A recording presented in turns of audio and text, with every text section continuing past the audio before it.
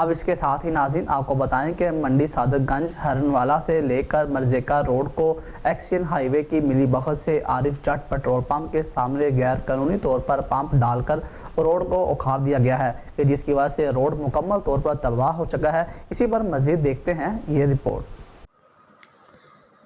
منڈی صادق گنج ہرنوالا سے لے کر مرزیکا روڈ کو ایکسین ہائی وے کے ملی بھگت سے عارف جٹ پیٹرول پمپ کے سامنے غیر قانونی طور پر پائپ ڈال کر روڈ کو